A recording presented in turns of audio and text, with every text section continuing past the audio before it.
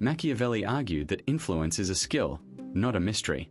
Most of us think influence comes from charm or luck. In his short, sharp writings, he traced predictable moves, cultivating reputation, alternating generosity with distance, using fear or favor, and showed why those moves change what people do. Think of the colleague who flatters you until your idea becomes theirs, or the partner who uses small favors to steer big decisions. When you see the pattern, it stops feeling personal and becomes readable. That realization can feel uncomfortable. If relationships look like a set of strategic moves, trust becomes conditional and every friendly gesture can hide a motive. In the office, someone who alternates warmth with cold keeps you chasing approval. In dating, attention followed by withdrawal changes how you behave. You end up reacting to the tactic instead of the person, and that's exactly how influence operates. But not all of it is manipulation. Machiavelli also described practical tactics that build cooperation, steady competence, predictable rewards, clear limits. A manager who recognizes small wins creates loyalty. A parent who enforces fair rules earns respect. A friend who follows through builds real trust.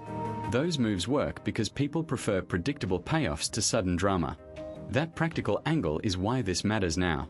Over the next few minutes, we'll map Machiavelli's moves onto everyday situations: work, family, dating, public life, and point out the simple signals that reveal someone's intent. You'll notice why a compliment plus a favor often signals a claim on your loyalty, and why consistent competence usually outlasts dramatic gestures. Spotting those signals gives you fewer surprises and clearer choices with the people around you. How power plays out in daily life. People judge leaders by what they see more than by what they know. A polished persona does real work in daily life. A manager greets employees with smiles and awards while quietly reallocating budgets. The optics make people willing to follow. When someone consistently projects competence, others supply cooperation and cover, because acting on trust is easier than verifying motives. That surface of virtue is exactly the tool Machiavelli highlights, not as moral posturing but as practical currency that shapes everyday influence. Trust and fear pull in different directions at every workplace and family table. If a supervisor uses public reprimands and sharp consequences, people obey quickly but stop volunteering extra effort. Conversely, a leader who cultivates warmth gets loyalty, but risks being second-guessed or taken advantage of when stakes rise. The practical effect is obvious. Fear buys compliance today, affection builds discretionary devotion over time, and most relationships slide somewhere between the two depending on what the situation demands. Small favors change big loyalties. A colleague who remembers a deadline and brings coffee once establishes a pattern that later turns into support in meetings. Politicians and community leaders do the same on a larger scale by offering jobs, contracts, or small grants. Those gestures create obligations that translate into votes, endorsements, or silence. Machiavelli's point shows up plainly here. Influence often grows from these incremental exchanges, not grand speeches, because reciprocity rewires personal networks into channels of power. People who stay rigid lose influence fast when contexts shift. The practical side of Machiavellian prudence is adaptation. Changing tone, alliances, or tactics to fit the moment keeps you in a position to shape outcomes. A CEO who pivots product strategy after market feedback keeps investors calm. A neighborhood organizer who switches messaging to include new residents keeps coalitions intact. That flexibility secures short-term gains but also raises trust costs, since repeated reversals make it harder for others to rely on your word tomorrow. Self-interest, the practical engine of influence. People pay attention when what you ask them to do lines up with what they gain. Short sentence. Machiavelli saw self-interest as the practical engine behind influence. People move toward rewards and away from risks, so a savvy leader crafts situations where following you makes sense for them. For example, a manager who ties bonuses to measurable outcomes gets salespeople to change behavior more reliably than pep talks ever will. When incentives are clear and immediate, compliance becomes a matter of personal gain rather than abstract loyalty. Getting people to act often means making the private benefit visible and tangible. Short sentence. That's why matching individual rewards to collective goals works in the real world. A city that hires local contractors for a visible civic project wins both support and better upkeep, because contractors have skin in the game. If a politician proposes tax relief targeted to a sector, firms in that sector lobby on behalf of the policy. The cause and effect is straightforward. Benefit flows to them, so they invest influence in return. Fear and loss avoidance are just other sides of self-interest. Short sentence. People respond strongly when the cost of not cooperating is credible and immediate, which is why contracts, enforceable penalties, and sanctions do more to secure behavior than moral exhortations. An employee is less likely to leak sensitive data when a non-disclosure agreement and clear consequences exist. Look at how companies use non-compete clauses and clawback provisions to discourage defections. The potential loss of future earnings reshapes choices more effectively than reminders about team spirit. Short-term rewards buy quick gains, but long-term stakes build durable influence. Short sentence. Leaders who convert fleeting favors into ongoing reasons for loyalty through equity, deferred compensation, or pension-like benefits turn self-interest into a stabilizing force. Employees who hold stock options are likelier to think like owners and to protect the company's reputation. The effect is cumulative. When people see their future tied to a leader's success, the everyday calculus of self-interest aligns with sustained cooperation. Reputation and appearance, the craft of persuasion. People often judge leaders by how they look and what others say about them. Long before modern PR firms existed, Machiavelli argued that reputation functions like a shortcut people use to decide whom to trust, and that makes it a practical tool for anyone who needs to hold power. If a ruler is seen as generous, pious, or firm, subjects and rivals will act on that perception even when they cannot examine private motives. That perceptual shortcut matters in everyday settings. A mayor cutting a ribbon at a new school wins more confidence than one who quietly funds the project behind closed doors. The gap between private behavior and public image creates a constant tension for anyone who wants to persuade. Machiavelli's core point is blunt. Appearances shape behavior, so sometimes you must manufacture appearances to produce desired effects, and doing so consistently will stabilize expectations among followers. A politician who attends family events, prays publicly, and keeps a tidy stage image can secure votes even if personal conduct differs. People make choices based on what they see. That's why staged gestures, symbolic charity, visible humility, carefully framed apologies work. They translate into trust, donations, or quiet compliance. Reputation acts as a kind of social capital that can multiply or squander authority. When someone is reputed brave, others are less likely to test them. When someone is reputed cruel, fewer will attempt a challenge, and fewer punishments need to be carried out to maintain order. A military commander known for swift reprisals rarely has to order many, because potential rebels align their calculations with the commander's image. The same logic applies in business. A CEO with a reputation for decisive firings makes managers act faster and self-police, reducing the need for constant oversight. Crafting and defending that image depends on concrete, repeatable practices rather than vague slogans.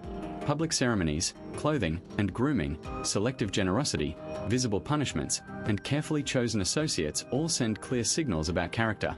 A leader who consistently attends public funerals, for instance, signals solidarity in a way that reportage amplifies. Those signals create predictable expectations among allies and rivals, which makes persuasion more reliable and less costly. But the strategy carries risk. If the gap between appearance and reality is exposed, through a scandal, a leaked memo, or eyewitness testimony, the collapse of reputation often accelerates mistrust far faster than the original conduct ever gained it. Fear versus trust. Emotional tools in relationships. Most people who lead others bump up against the same tension. Machiavelli argued that when keeping control matters more than winning affection, fear tends to produce steadier obedience than love.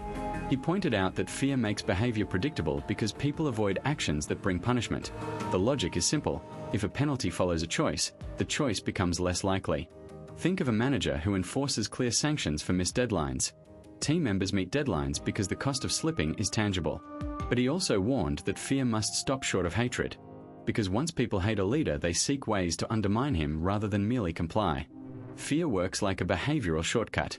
A clearly stated consequence for specific actions reduces opportunism and sharpens attention, so systems stay functional even when trust is weak. In a household that uses grounding or loss of privileges for broken rules, children may follow the rules reliably. The parent gets order, but the child may hide mistakes instead of asking for help. That hidden cost matters. Compliance achieved only through intimidation often produces secrecy, low morale, and long-term instability. So the cause, threat of punishment, brings the effect, immediate compliance, but also spawns side effects, resentment and covert avoidance. Trust operates through a different mechanism entirely. When leaders consistently show faith in someone's judgment, delegating responsibility, sharing credit, or granting stakes in a venture, people reciprocate with discretionary effort that formal rules rarely buy. A startup founder who gives team members equity and autonomy often sees more initiative and problem-solving because contributors feel invested rather than coerced. The flip side is vulnerability. Misplaced trust can lead to opportunistic behavior and costly mistakes because the leader lacks the blunt lever of punishment to correct course quickly. So trust breeds voluntary cooperation, and the absence of deterrence increases the risk that cooperation will be exploited. Machiavelli's practical insight is about calibration rather than purity. Combine deterrence with dignity and pair public accountability with private rewards, and you get steadier outcomes without provoking deep hatred. For example, a department head might enforce a transparent performance policy while recognizing good work in private, which maintains order yet preserves loyalty. In crisis situations, the stick of fear can shore up discipline. In creative teams, the carrot of trust unlocks contribution. The challenge, then, is matching the emotional tool to the relationship and the objective, because the consequence of leaning too far toward either emotion is predictable and avoidable. Adapting strategy. When principles bend. People often say standing by principle shows strength, but in real relationships that kind of rigidity can cost influence. Machiavelli noticed that leaders who refuse to adapt get pushed aside, so he argued for flexible behavior tailored to circumstances. If someone insists on blunt honesty in every private negotiation, for example, they may lose a collaborator who needs a gentle approach.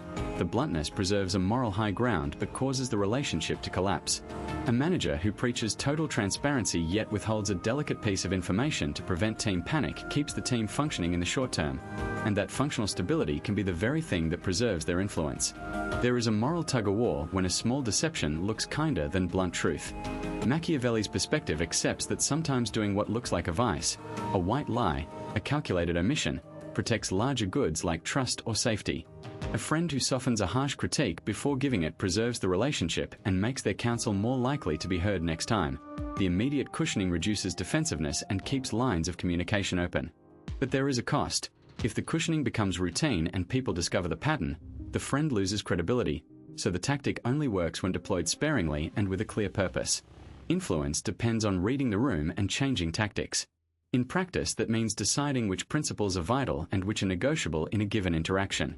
A partner who normally refuses to shout might choose to raise their voice once during a dangerous situation to be heard and then apologize later, thereby preventing harm while maintaining overall norms of respect. The effect is straightforward. Bending a principle in service of a clear, defensible outcome can preserve both relationship and authority, whereas bending without justification breeds cynicism. Institutions face the same squeeze between ideals and results. When a non-profit director temporarily reallocates resources to avert an immediate crisis and documents the move transparently afterward, stakeholders are more likely to accept the compromise than if decisions are hidden or repeated. That kind of accountability turns a necessary moral bend into a defensible tactic. In the end, Machiavelli's point about adapting strategy in human relationships is not an invitation to abandon ethics, but a reminder that influence often depends on prudence, context, and the willingness to accept measured trade-offs. You've probably felt torn between being liked and being respected. That tension is exactly what Machiavelli writes about. Because people react differently to affection and authority, influence hangs on balancing visible rewards with controlled firmness so you keep allies without becoming their enemy.